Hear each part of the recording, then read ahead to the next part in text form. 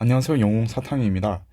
한국지리, 세계지리, 사회문화에 이어서 마지막으로 정치화법 총평 영상을 올려드리고자 하는데요. 물론 각 과목마다 주요 문항 해설에 대한 영상도 추후에 업로드 될 예정입니다. 자, 먼저 정치화법의 전반적인 난이도는 매우 평이했습니다. 자, 몇 가지 원인들이 있는데요. 첫 번째로는 지역적인 선지들이 많이 감소했습니다. 뭐 몇 가지 이제 선지들은 시험장에서 볼 때 지역적이라는 느낌이 드셨을 수도 있지만 전반적으로 이전의 정치화법이 고난이도로 출제될 때에 비해서는 전반적으로 지역적인 선지들이 많이 감소했습니다. 특히 7번, 9번, 10번, 13번 문항 같은 경우에는 기존의 평가원의 출제 경향을 볼 때 좀 더 어렵게 출제될 수 있는 여지가 있었음에도 불구하고 비교적 평이하게 출제가 되었고요.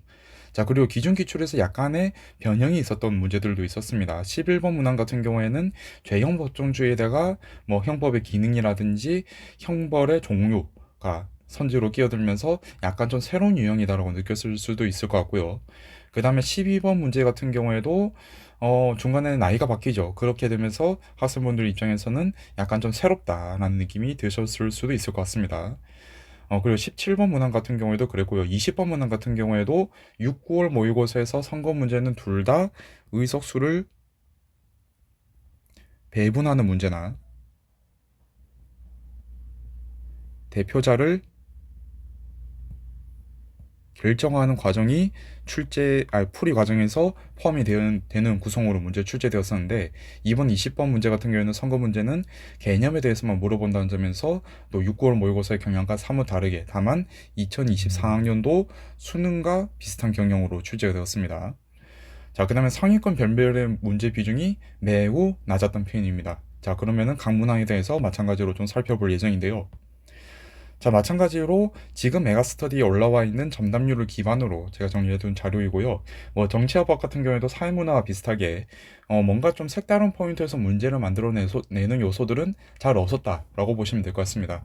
기존의 요소들을 뭔가 좀 새롭게 결합을 한다든지 뭐 그런 정도의 변형만 있었을 뿐이지 전반적으로 출제 경향은 비슷하게 따라갔다라고 보시면 될 것 같고요.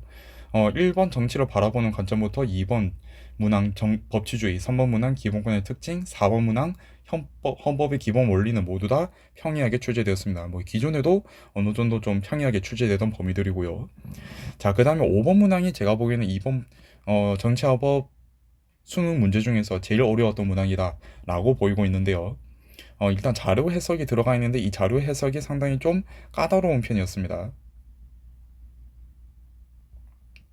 여기다가 선지들 중에서도 지엽적인 선지들이 들어가게 되면서 전반적인 난이도가 올라갔다라고 보아주시면 될 것 같고요. 정치 참여 주체도 평이하게 출제되었습니다. 청소년의 근로와 권리 보호, 노동자의 권리 보호 같은 경우에는 6, 9월 모의고사에서도 충분히 언급되었던 문제들인데 기존의 평가원이 이 부분에서 출제하던 수준에 비해서는 약간 좀 평이하게 출제되었습니다. 84%의 정답률로 예측이 되고 있고요.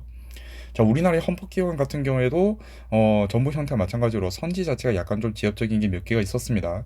그로 인해서 점수율이 다소 좀 떨어진 것으로 보이고 있고요.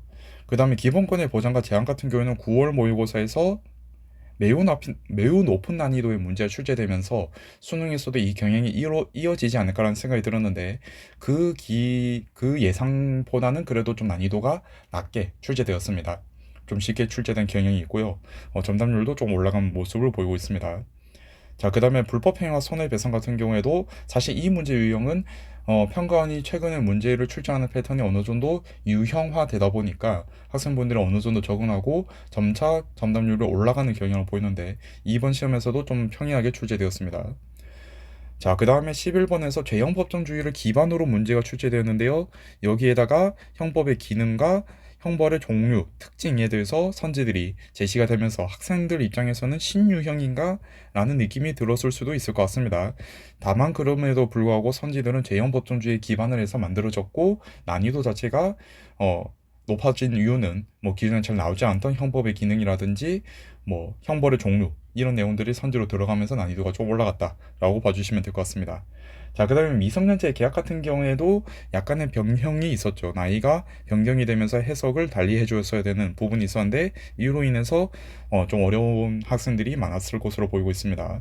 자, 그 다음에 이용과 상속 관계도 9월 모의고사에서 어느 정도 좀 난이도가 있게 출제가 되었었는데 그에 비해서는 수능에서는 좀 평이하게 출제되었고요.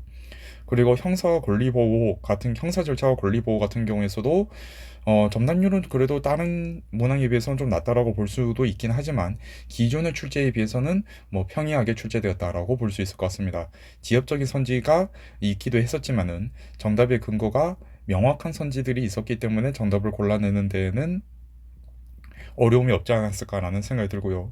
지방자치단체도 6, 9월에서 연이어 출제되었기 때문에 뭐 어느 정도 충분히 예상되었던 문제였습니다. 수능에서도 출제되었고 민법의 기본 원칙도 평이하게 출제되었습니다. 자, 그 다음에 불법행위와 범죄 요건 같은 경우에서는 기존에는 따로 출제되던 이 두 요소가 결합이 되면서 또 한편으로는 불법행위 문제가 10번에서 나왔음에도 불구하고 물론 이제 종류는 좀 달랐죠. 결합이 되면서 약간 좀 이 문제도 신유형인가? 라는 느낌이 들으셨을 수도 있을 것 같은데 문제 자체는 그렇게 어렵진 않았습니다. 형사 절차와 권리보호와 마찬가지로 정답이 되는 문항의 근거가 명확하게 제시되어 있었기 때문에 문제 구조에 비해서는 그래도 정답률을 좀 높게 나타났다라고 보이고 있고요. 자, 그 다음 국제연합과 주요 기관도 6, 9월에서 출제된 바가 있었기 때문에 수능으로 이루어졌고 국제관계를 바라보는 관점도 비교적 평이하게 출제되었습니다. 자, 그 다음에 선거제도 같은 경우에는 6월에서는 의석 배분, 그리고 9월에서는 대표자 결정,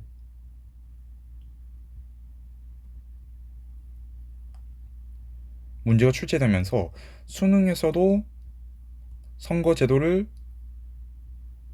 적용하는 문제가 출제되지 않을까라고 예상했는데 2024학년도 수능과 마찬가지로 제도에 대한 개념적 특징을 물어보는 문제가 출제되면서 비교적 평이하게 출제되었다라고 판단했었는데 정답률은 그렇지 않았습니다.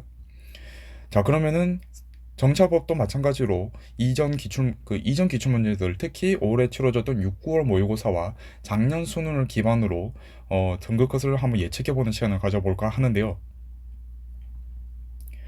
자, 여기서 첫 번째 칸이 6월 모의고사, 9월 모의고사, 두 번째 칸이 9월 모의고사, 세 번째 칸이 작년 수능 기준 자료들입니다. 자, 6, 9월은 공통적으로 60% 미만대의 정답률이 차지하는 문제들의 비중이 낮았습니다. 앞서 다른 영상에서 말씀드렸던 것처럼 이 문항들이 결과적으로는 상위권을 변별하는 문항으로 작용을 하게 되는데요. 이 문항의 수 자체가 비중이 적으면서 1등급 컷이 상당히 좀 높게 형성이 되었다라는 특징이 있고요. 자, 그리고 6월 모의고사에 비해서 9월 모의고사는 3, 4등급의 컷이 좀 올라간 특성이 나타나게 되는데요. 이거는 이제 뭐 다른 과목들도 마찬가지이기도 하겠지만 사회탐구 같은 경우에는 전반적으로 6월 모의고사 때는 중위권 학생들의 개념 완성 정도가 좀 낮은 편입니다. 그리고 뭐 기출 문제에 대해서 아직 덜 익숙한 학생들이 많기 때문에 대개 이런 경향이 나타난다라고 봐주시면 좋을 것 같고요. 자, 근데 작년 수능 같은 경우에는 6월 모의고사 달랐습니다. 60% 미만대를 기록한 정답률의 비중이 매우 높았던 편이었는데요. 이로 인해서 1컷의 점수가 매우 낮았습니다. 43점이 나왔었고요. 전반적인 난이도가 어려웠음을 짐작해 줄 수 있는 자료가 된다는 것이죠. 자, 그러면 지금 이제 메가스터디에 올라와 있는 정답률을 기반으로 볼 때 올해 정치학업 수능 문제가 어떤 난이도였는지 한번 보도록 하겠습니다. 예, 한눈에 보시기에도 이번 정치학업 문제 같은 경우에는 전반적으로 매우 평이했습니다. 자, 여기서 제가 그 수정할 게 있는데요. 40% 이상에서 60% 미만대의 문항수가 두 문항이 되고요. 40% 미만의 문항수가 한 문항이 됩니다. 제 결과적으로는 그래도 60% 미만대의 정답률을 기록한 문제가 세 문항이 될 것으로 보이고 있는데요. 이 난이도 자체는 이 올해 치러졌던 6월 모의고사와 9월 모의고사와 비슷한 난이도라고 봐주시면 될 것 같습니다. 상위권에서는 비슷하게 변별이 된다라고 봐주시면 될 것 같고요. 근데 또 하나의 특징이 80% 이상의 정답률을 기록한 문제들이 매우 많을 것으로 예상이 된다는 것입니다. 자, 올해 치러졌던 6월 모의고사를 보시죠. 6월 모의고사에서는 80% 이상의 정답률을 기록한 문제가 9문항, 9월 모의고사에서도 9문항이었습니다. 자, 근데 수능에서는 지금 기준으로 볼 때는 12문항인데 이것보다 줄어들 것 같지는 않습니다. 지금 그 전반적인 문제 난이도로 볼 때. 자, 그렇다라고 한다면 두 가지 특징이 나타나게 되는데요. 첫 번째는 전반적인 평균 점수가 급격하게 상승할 가능성은 높습니다. 이로 인해서 정치와 법 같은 경우는 표점이 작년 수능 대비 급격하게 하락할 가능성이 매우 높아지고요. 두 번째로는 등급컷 간 간격이 촘촘해질 가능성이 매우 높습니다. 자, 그러니까 기본적으로 중위권이라고 하더라도 맞추고 가는 문제의 비중이 너무나도 많이 늘어났습니다. 정치와 법은. 중위권 학생들이라고 한다면 80% 정도의 문제들은 어느 정도 쉽게 맞추는 경향들이 있는데요.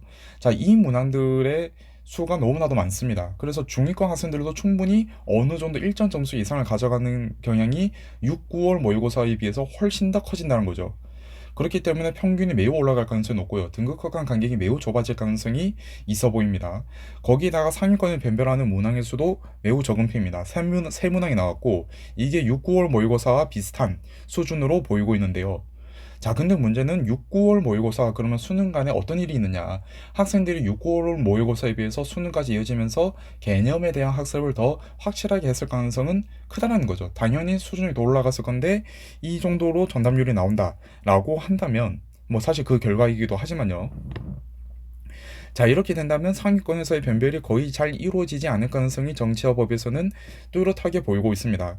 심지어 60% 이상에서 80% 미만의 문제들도 좀 적게 출제되었기 때문에 상위권 학생들 중에서 의문사를 당하는 문항도 없을 것으로 보입니다. 그렇게 된다면 상위권 학생들 기준에서는 매우 높은 고득점자들이 많을 가능성이 커 보입니다. 지금 기준에서 보게 되면은. 자, 그래서 지금 기반으로 볼 때 정치화법 같은 경우에는 1등급 컷이 47점으로 예상을 하고 있기는 한데요. 48점, 50점도 충분히 나올 수 있다고 봅니다. 제 생각에는 48점이 좀 더 가능성이 있지 않을까라는 생각이 들기는 하는데요. 자, 보시죠. 6월 모의고사에서도 60% 미만의 정답률을 기록한 문제가 3개, 9월 모의고사에서도 이 문항이 하나로 줄긴 했지만 비중이 낮았습니다. 이 경향이 그대로 이번 수능 정치화법에서도 이루어졌다라고 한다면 등급컷이 47점보다는 제 생각에는 48점이 좀 더 가능성 높아 보이긴 합니다. 다만 배점 자체가 고난이도 문제, 정답률이 낮았던 고난이도 문제들이 둘 다 3점짜리 문제였기 때문에 그래도 47점이 되지 않을까라고 보이고 있긴 하지만 48점이 될 가능성도 있어 보이고요. 2등급 컷은 여지없이 45점이 될 것 같습니다. 44점 안 될 것 같습니다. 자, 44점이 2등급 컷이 되기 위해서는 지금 상위권에서 변별이 되는 문항의 수가 3문항 중에서 3점짜리 문항이 2개, 2점짜리 문항이 1개이기 때문에 44점이 되기 위해서는 3점짜리 문항을 틀린 학생들로 11%가 채워져야 됩니다. 근데 이 3점짜리 문항 중에서 선거제도 문제 같은 경우에는 제 생각에는 고득점을 달성하는 학생들, 상위권 학생들을 기준으로는 그렇게까지 오답률이 높은 만한 문제는 아니라고 봅니다. 그냥 선거제도 문제 자체는 상위권 학생들을 어느 정도 맞췄을 가능성이 높고 중위권보다 하위권 학생들이 좀 어려워하면서 이 정답률이 나왔을 것으로 보이고 있거든요. 그럼 실질적으로 이 문제 자체가 상위권을 변별하는 데는 그렇게 큰 영향을 미치기는 힘들 것으로 보인다. 그러면 이 문항을 상위권 학생들이 많이 맞췄다면 11%까지 채우는 비율은 이 문제와 정부 형태를 틀려서 6점을 나가는 학생들보다는 정부 형태랑 그리고 2점짜리 문항을 하나 틀려서 5점이 나가는 학생들의 비율이 11%를 채우지 않을까라고 저는 지금 생각을 하고 있습니다. 그래서 44점보다는 45점이 될 가능성이 훨씬 더 높아 보이고요. 그 다음에 3등급은 39점, 4등급은 30점으로 예상을 하고 있습니다. 이 정도로 정치화법의 전반적인 총평도 마무리하도록 하고요. 또 이어서 한국지리, 사회문화, 세계지리, 정치화법의 주요 문항 풀이 영상도 이어서 업로드하도록 하겠습니다. 예, 감사합니다.